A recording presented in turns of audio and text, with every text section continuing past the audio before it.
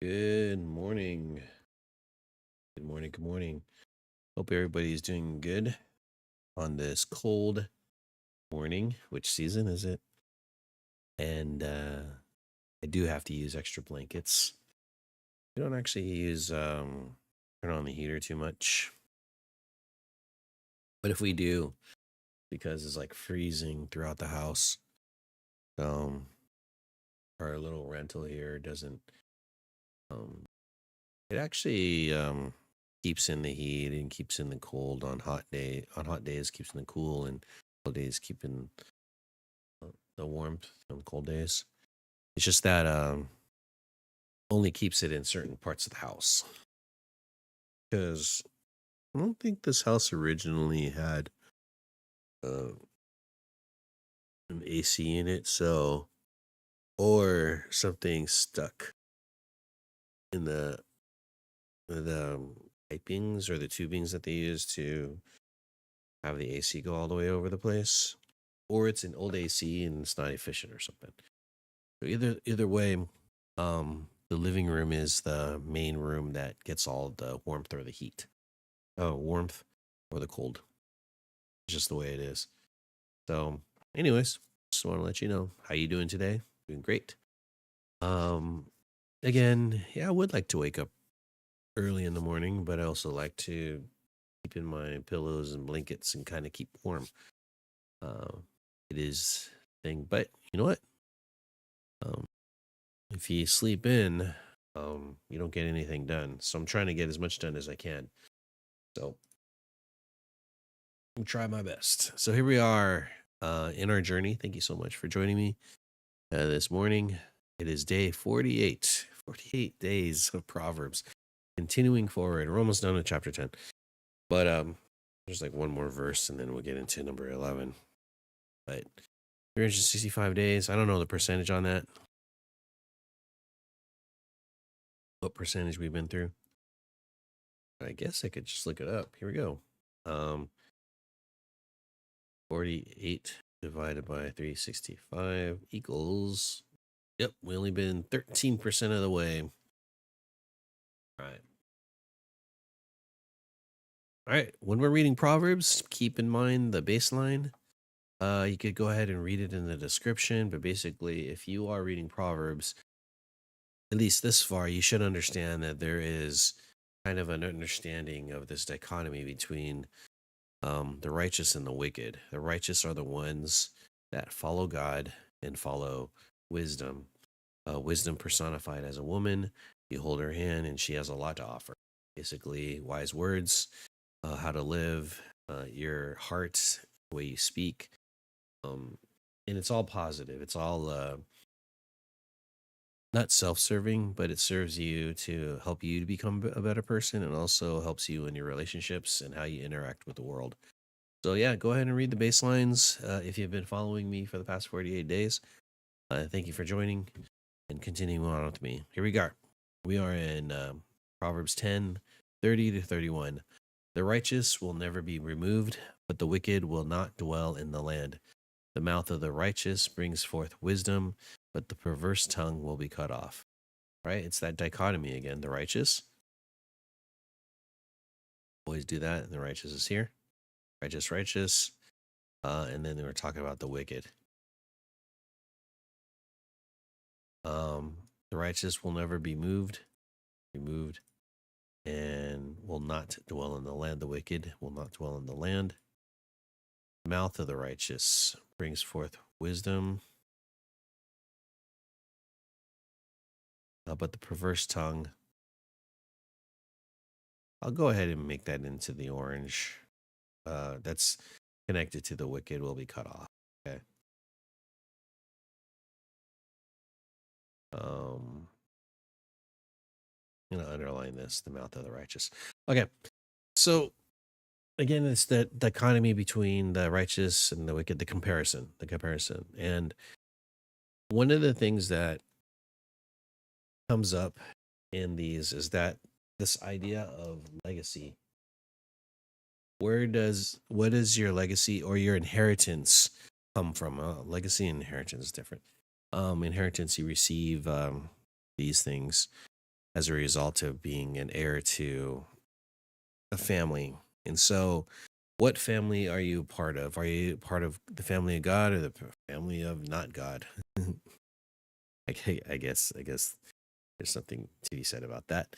But if you're a part of God, you'll be following being righteous, righteousness, and wisdom and everything. If you're wicked, evil, deceitful, self-serving, and solely self-serving, and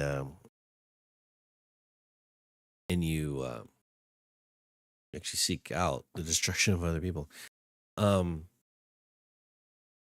and it's saying right here in the first part of verse 30 is that the righteous will never be removed, meaning like they have a firm foundation of staying where they are within context of God, and their inheritance is firm. That they have a future hope, hope that God will take care of them, that they could trust Him. They have faith in the future, and not saying that everything's going to be hunky dory. It's not saying that you'll never receive hardships or drama. It's just that your heart and your mentality is for God.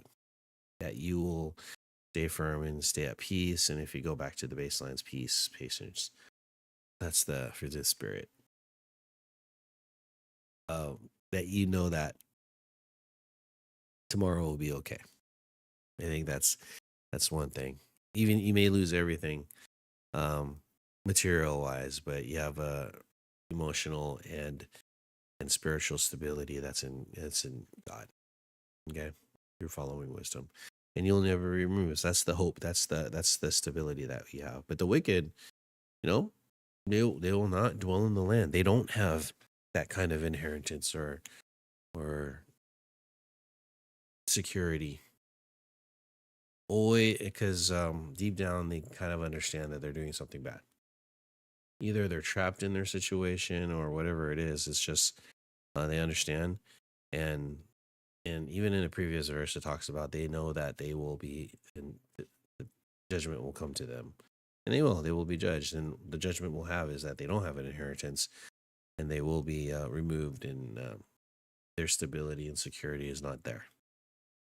So it's just the way it is. Um, yeah, they don't have that security. Whatever they built in, um, their material wealth or whatever it is that they're trying to build for themselves, it will not stand. And God will have judgment on those who are wicked.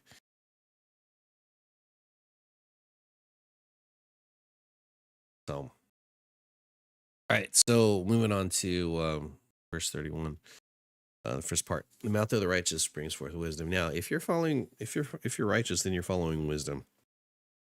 And what comes out of your mouth is pure, peaceful, gentle, reasonable, full of mercy, good fruits, impartiality, and sincere. And those are things that people want to hear. And the wisdom is actually encouraging and uplifting to other people, and also yourself. It brings peace. There's no drama. It's a good thing when your mouth opens, because when your mouth opens, that's your heart. Your heart comes out. Uh, and it's not saying that you're perfectly saying things that are encouraging, stuff like that. For me, I have an issue.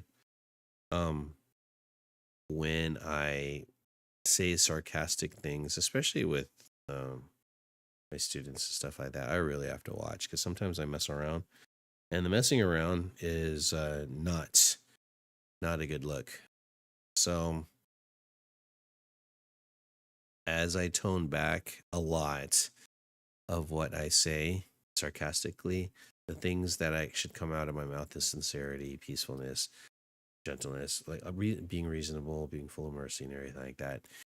Messing around, that actually I should not be messing around, and I know that I have a quick tongue, and I know that. But anyways, I had a situation just recently where I did have a quick tongue, and I made a student upset, and what she said was fair. Her assessment was fair, and it was not appropriate for what I said. And so I apologize. So I think for myself, being older and trying to be a good example to the people that are under me is that, yeah, I should present a very safe environment where I do not offend people with my words. And sarcasm is a thing. There's a time and place for all that. And it'll be in the back of my mind, but I really need to watch what I have to say. Because the second part, perverse tongue, will be cut off. Now, I could say it in jest, but there just a little bit of tweak of my heart, and I could say it in reality because what I said could stem from an idea of that I don't care. So, and I had to seek my heart, and I do care. One thing that I do know about myself is that I don't want anybody hurt for the things that are happening. So, if that's true, then why would I even just in a situation that may hurt other people? So, be aware of that. Some of the things that my weaknesses is my mouth. So, good thing I have like, good thing I have like this little, I don't know what you call it, a lisp. Not a lisp. It's so whenever okay, here when I'm reading the verses, like these four verses, sometimes I switch words around. Is it a form of dyslexia, or my ADHD mind is kind of moving ahead, and then I mix up words or something like that. So that's kind of the thing. That's my weakness, but also I want to say it's a form of Tourette's, or maybe it's the ADHD, whatever. But whatever's on my mind, I kind of just say it. I'm better now. I'm better now. But sometimes I just say it. It gets me in trouble.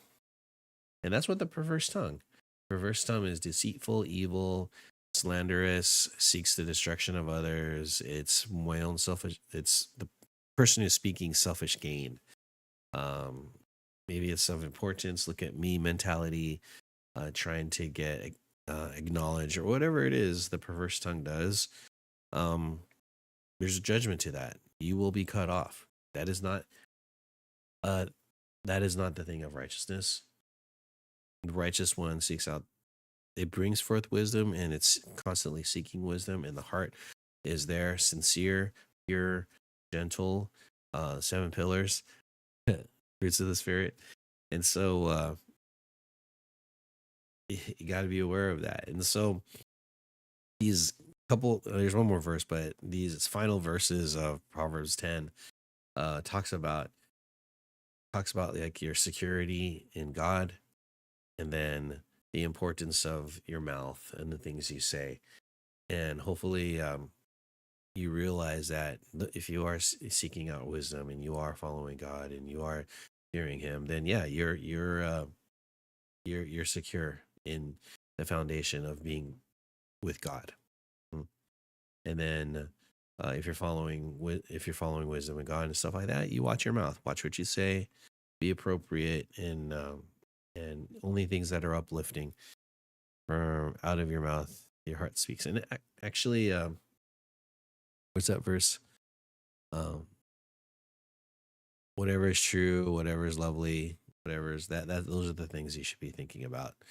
And that's the things that should be coming out of your mouth. I don't think the context is your mouth, but the idea is there is that dwell on the things that are appropriate, dwell on the things that are of God, dwell on the things that are good, true.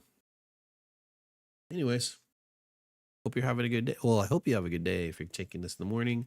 If you watch this in the evening, I hope you had a good day and get some good rest, sleep early, stay off that phone. It's a trap. It's a trap. And so, anyways, have a good one. Thank you for joining in, and I'll see you guys next time.